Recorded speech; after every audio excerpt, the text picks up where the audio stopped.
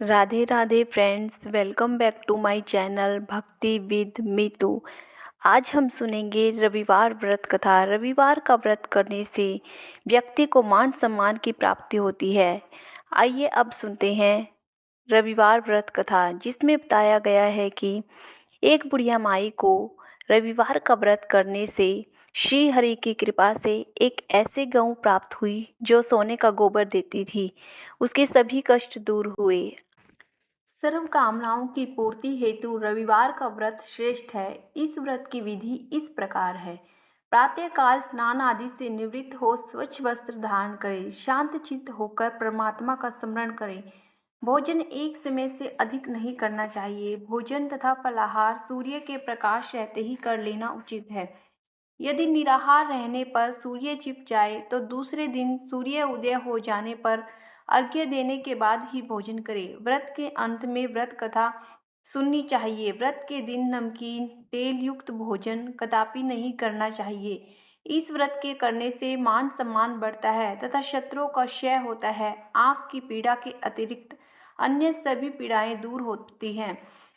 आइए सुनते हैं अब रविवार व्रत कथा। एक बुढ़िया थी। उसके नियम था प्रति रविवार को सवेरे ही स्नान आदि कर घर को गोबर से लीप कर फिर भोजन तैयार कर भगवान को भोग लगाकर स्वयं भोजन करती थी। ऐसा व्रत करने से उसका घर अनेक प्रकार के धन धान्य से पूर्ण था। श्री हरि की कृपा से घर में किसी प्रकार का विघ्न या दुख नहीं था। सब प्रकार से घर में आनंद रहता था। इस तरह कुछ दिन बीत जाने पर उसकी एक पड़ोसन, जिसकी गौ का गोबर वह बुढ़िया लाया करती थी, विचार करने लगी कि यह वृद्धा सर्वदा मेरी गौ का गोबर लेकर जाती है, इसलिए अपनी गौ को घर के भीतर बांधने लग गई। बुढ़िया को गोबर न मिलने से रविवार के दिन अपने घर को न लीप सकी, इसलिए उसने न तो भोजन बनाया न भगवान का भोग लगाया तथा स्वयं भी उसने भोजन नहीं किया। इस प्रकार उनसे निराहार व्रत किया। रात्रि हो गई और वह भूखी सो गई। रात्रि में भगवान ने उसे सौंपन दिया और भोजन न बनाने तथा भोग न लगाने का कारण पूछा। वृद्धा ने गोबर न मिलने का कारण सुनाया। तब भगवान ने कहा कि माता, हम तुमको ऐसी गौ देते हैं जिससे सभी इच्छाएं पूर्ण होती है, क्योंकि तुम हमेशा रविवार को गौ के गोबर से लीपकर भोजन बनाकर मेरा भोग लगाकर खुद भोजन करती हो। इससे मैं खुश होकर तुमको वरदान देता हूँ। निर्धन को धन और बांझ स्त्रियों को पुत्र देकर दुखों को दूर करता हूँ तथा अंत में मोक्ष देता हूँ। सौपन में ऐसा वरदान देकर भगवान तो अंतर्ध्यान हो गए और वृद्धा की आंख खुली तो वह देखती है कि आंगन में एक अति सुंदर गौ और बछड़ा बंधे हुए हैं। वह गाय और बछड़े को देखकर अति प्रसन्न हुई और उसको घर के बाहर बांध दिया और वहीं खाने को चारा डाल दिया। जब उसकी पड़ोसन बुढ़िया ने घर के बाहर एक अति सुंदर गौ और बछड़े को देखा तो द्वेष के कारण उसका हृदय जल उठा और उसने देखा कि गाय ने सोने का गोबर दिया है, तो वह उस गाय का गोबर ले गई और अपनी गाय का गोबर उसकी जगह पर रख गई। वह नित्य प्रति ऐसा ही करती रही और सीधी सादी बुढ़िया को इसकी खबर नहीं होने दी।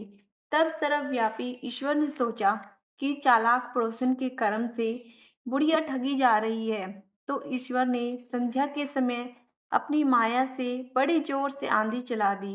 बुढ़िया ने आंधी के भय से अपनी गौ को भीतर बांध लिया। प्रातःकाल जब वृद्धा ने देखा कि गौ ने सोने का गोबर दिया है तो उसके आश्चर्य की सीमा न रही और वह प्रतिदिन गौ को घर के भीतर बांधने लगी। उधर पड़ोसन ने देखा कि बुढ़िया गौ को घर से अंदर में रखने लगी है और उसको सोने का गोबर उठाने का दांव नहीं चलता, तो वह ईर्ष्या और डाह से जल उठी और कुछ उपाय न देख पड़ोसन ने उसे उस देश के राजा की सभा में जाकर कहा, महाराज, मेरे पड़ोस में एक वृद्धा के पास ऐसी गऊ है जो आप जैसे राजाओं के ही योग्य है। वह नित्य सोने का गोबर देती है। आप उस सोने से प्रजा का पालन करिए। वह वृद्धा इतने सोने का क्या करेगी? राजा ने यह बात सुन अपने दूतों को वृद्धा के घर से गऊ लाने की आज्ञा दी। वृद्धा प्रातः ईश्वर का भोग लगा भोजन ग्रहण करने ही जा रही थी कि राजा के कर्मचारी गौ खोल कर ले गए। वृद्धा काफी रोई, चिल्लाई, किंतु कर्मचारियों के समक्ष कोई क्या कहता। उस दिन वृद्धा गौ के वियोग में भोजन न खा सकी और न रात भर सो सकी। वह रात भर रो रो कर ईश्वर से गौ को पुनः पाने के लिए प्रार्थना करती रही। उधर राजा गौ को देखकर बहुत प्रसन्न हुआ, लेकिन सुबह जैसे ही वह उठा, सारा महल गोबर से भरा दिखाई देने लगा। राजा यह देख घबरा गया। भगवान ने रात्रि में राजा को स्वप्न में कहा कि हे राजा, गाय वृद्धा को लौटाने में ही तेरा भला है। उसके रविवार के व्रत से प्रसन्न होकर मैंने उसे गाय दी थी। प्रातः होते ही राजा ने वृद्धा को बुलाकर बहुत सा धन और सम्मान के साथ गौ और बछड़ा लुटा दिए। उसकी पड़ोसन को बुलाकर उचित दंड दे दिया।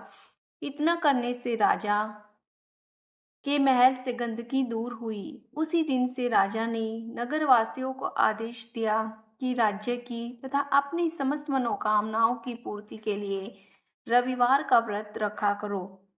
व्रत करने से नगर के लोग सुखी जीवन व्यतीत करने लगे। कोई भी बीमारी तथा प्रकृति का प्रकोप उस नगर पर नहीं होता था। सारी प्रजा सुख से रहने लगी। रविवार की आरती। कहूँ लगी आरती दास करेंगे, कहूँ लगी आरती दास करेंगे। सकल जगत जाकी ज्योति विराज, सात समुद्र जाके चरणन बसे हैं, सात समुद्र जाके चरणन बस। कहा भयो जल कुंभ भरे हो राम, कोटि भानु जाके नख की शोभा। कहा भयो मंदिर दीप धरे हो राम, बार उठा हर रोमावली जाके। कहा भयो शिर पुष्प धरे हो राम, छप्पन भोग जाके नित प्रीति लागे। कहा भयो नैवेद्य धरे हो राम, अमित कोटि जाके बाजा बाजे। कहा भयो झनकार करे हो राम, चार वेद जाके मुख की शोभा। कहा भयो ब्रह्म वेद पढ़े हो राम, हिम मंदार जाको पवन झकोरे। हिम मंदार जाको पवन झकोरे। कहाँ भयो शिर चवर ढुरे हो राम, लख 84 बंद छुड़ाए। केवल हरि यश नाम देव गाए हो राम। जय हो। राधे राधे।